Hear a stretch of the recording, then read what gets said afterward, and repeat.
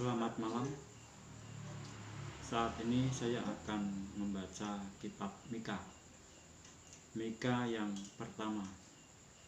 Judul: Firman Tuhan yang datang kepada Mika, orang Moreset, pada zaman Yotam, Ahaz, dan Hizkia, raja-raja Yehuda, yakni berkenaan dengan yang dilihatnya tentang Samaria dan Yerusalem. Pemberitahuan hukuman atas Samaria. Dengarlah, hai bangsa-bangsa sekalian, perhatikanlah, hai bumi serta isinya. Biarlah Tuhan Allah menjadi saksi terhadap kamu, yakni Tuhan dari bait-Nya yang kudus. Sebab sesungguhnya Tuhan keluar dari tempatnya dan turun berjejak di atas bukit-bukit bumi. Luluhlah gunung-gunung di bawah kakinya, dan lembah-lembah terbelah seperti lilin di depan api, seperti air tersurah di penurunan. Semuanya ini terjadi karena pelanggaran Yakub dan karena dosa kaum Israel.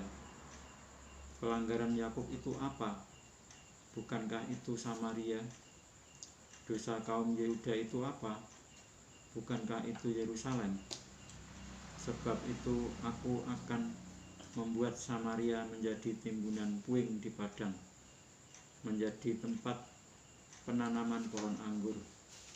Aku akan menggulingkan batu-batunya ke dalam lembah dan akan menyingkapkan dasar-dasarnya.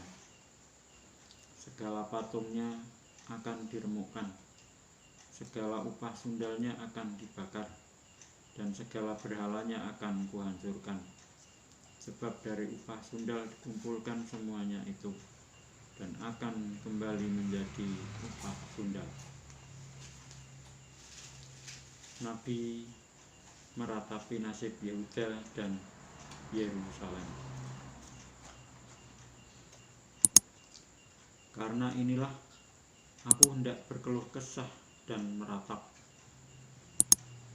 hendak berjalan dengan tidak berkasut dan telanjang, hendak melolong seperti serigala dan meraung seperti burung unta. Sebab lukanya tidak dapat sembuh, sudah menjalar ke Yehuda, sudah sampai ke pintu gerbang bangsaku, ke Yerusalem. Di Gad janganlah sampaikan berita, janganlah sekali-kali menangis. Baiklah, gulingkan dirimu dan debu di Bet-le-Afra. Berkemaslah, hai penduduk Safir, dengan telanjang dan malu. Tidak berani keluar penduduk Zaanan. Ratapan Bet-Hazel menghalangi engkau untuk tetap berdiri. Dengan bimbang penduduk Marot berharap akan kebaikan, sebab malapetaka turun daripada Tuhan sampai ke pintu gerbang Yerusalem. Pasanglah kuda teji pada kereta, hai penduduk Lakis. Inilah permulaan dosa bagi putri Sion, sebab padamulah terdapat pelanggaran Israel. Sebab itu baiklah diberi hadiah perpisahan kepada Moreset Gad. Rumah-rumah Ahzib akan menjadi tipu daya bagi raja-raja Israel. Penakluk masih akan kudatangkan kepadamu, hai penduduk Maresa. Kemuliaan Israel akan sampai di Adulam.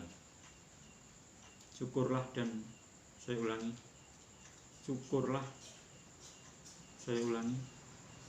cukurlah dan gundulkanlah kepalamu karena anak-anak kesayanganmu.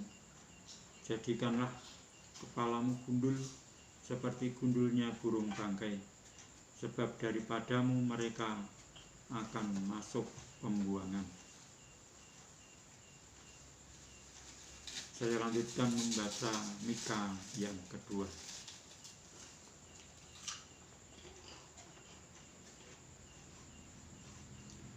kutuk atas orang yang menindas.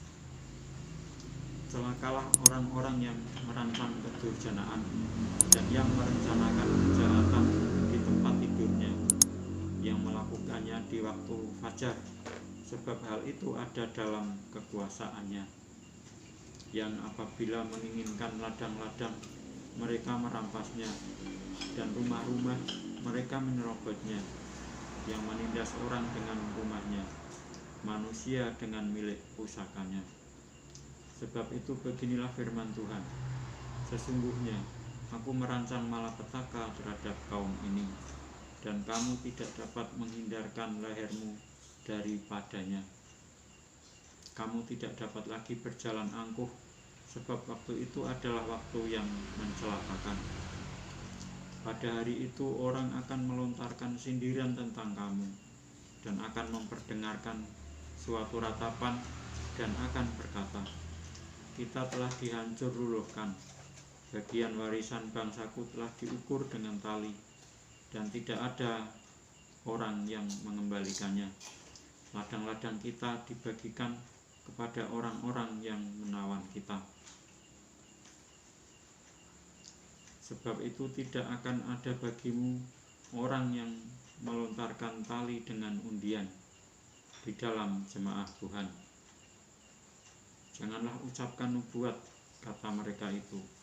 Orang tidak mengucapkan nubuat seperti itu. Noda tidak akan menimpa kita. Bolehkah hal itu dikatakan keturunan Yakub? Apakah Tuhan kurang sabar? Atau seperti inikah tindakannya? Bukankah firmanku baik terhadap orang yang benar kelakuannya? Tetapi kamulah yang bangkit sebagai musuh terhadap umatku. Kamu merebut jubah dari orang-orang yang suka damai, dari orang-orang yang berjalan lewat dengan tenteram, yang tidak cenderung kepada perang. Para istri di antara umatku kamu halau dari rumah kesayangannya. Dari bayi-bayinya kamu mengambil untuk selama-lamanya semarak yang telah kuberikan kepada mereka. Bangkitlah dan pergilah, sebab ini bukan tempat perhentian bagimu. Oleh karena kenajisan, maka kamu akan dibinasakan dengan kebinasaan yang tidak terpulihkan. Seandainya seseorang datang mereka-reka yang hampa dan dusta, aku bernubuat kepadamu tentang anggur dan arak, maka dialah yang patut menjadi orang yang bernubuat terhadap bangsa ini. Janji tentang keselamatan. Dengan sungguh-sungguh aku akan mengumpulkan engkau seluruhnya, hai Yakub. Dengan sungguh-sungguh aku akan menghimpunkan sisa orang Israel. Aku akan menyatukannya seperti kambing domba dalam kandang, seperti kawanan binatang di tengah-tengah padangnya, sehingga ramai dengan manusia. Penerobos akan maju di depan mereka. Mereka akan menerobos dan berjalan melewati pintu gerbang dan akan keluar dari situ. Raja mereka akan berjalan terus di depan mereka. Tuhan sendiri di kepala barisan mereka. Saya lanjutkan membaca Mika yang ketiga. Menentang pemimpin dan nabi palsu di Israel. Kataku, baiklah dengar, hai para kepala di Yakub, dan hai para pemimpin kaum Israel.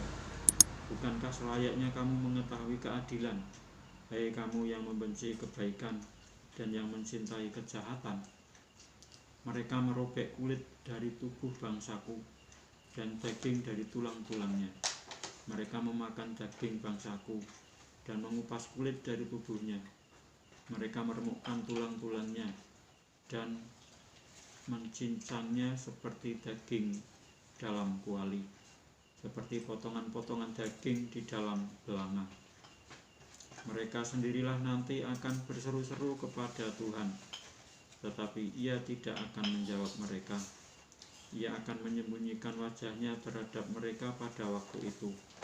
sebab jahat perbuatan-perbuatan mereka.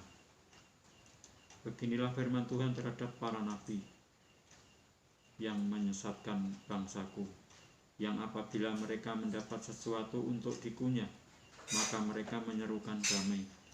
Tetapi terhadap orang yang tidak memberi sesuatu ke dalam mulut mereka, maka mereka menyatakan perang. Sebab itu hari akan menjadi malam bagimu tanpa penglihatan, dan menjadi gelap bagimu tanpa tenungan. Matahari akan terbenam bagi para nabi itu, dan hari menjadi hitam suram bagi mereka. Para pelihat akan mendapat malu, dan tukang-tukang tenung akan tersipu-sipu. Mereka sekalian akan menutupi mukanya, sebab tidak ada jawab daripada Allah. Tetapi aku ini penuh dengan kekuatan, dengan roh Tuhan, dengan keadilan dan keperkasaan, untuk memberitakan kepada Yakub pelanggarannya dan kepada Israel dosanya. Baiklah, dengarkan ini, hai para kepala kaum Yakub dan para pemimpin kaum Israel, hai kamu yang muak terhadap keadilan dan yang membengkokkan segala yang lurus, hai kamu yang mendirikan Sion dengan darah dan Yerusalem dengan kelaliman. Para kepalanya memutuskan hukum karena suap, dan para imamnya memberi pengajaran karena bayaran. Para nabinya menenung karena uang, padahal mereka bersandar kepada Tuhan dengan berkata, bukankah Tuhan ada di tengah-tengah kita? Tidak akan datang malapetaka menimpa kita. Sebab itu oleh karena kamu, maka Sion akan dibajak seperti ladang, dan Yerusalem akan menjadi timbunan puing, dan gunung bait suci akan menjadi bukit yang berhutan.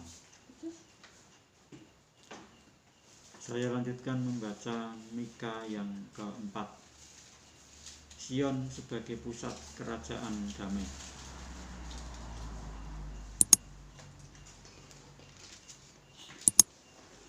Akan terjadi pada hari-hari yang terakhir, gunung rumah Tuhan akan berdiri tegak mengatasi gunung-gunung dan menjulang tinggi di atas bukit-bukit.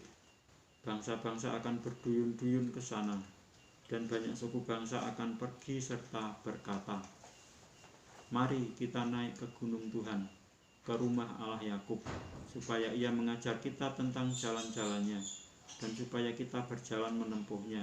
Sebab dari Sion akan keluar pengajaran dan firman Tuhan dari Yerusalem. Ia akan menjadi hakim antara banyak bangsa, dan akan menjadi wasit bagi suku-suku bangsa yang besar sampai ke tempat yang jauh. Mereka akan menempa pedang-pedangnya menjadi mata bajak, dan tombak-tombaknya menjadi pisau pemangkas. Bangsa tidak akan lagi mengangkat pedang terhadap bangsa, dan mereka tidak akan lagi belajar perang.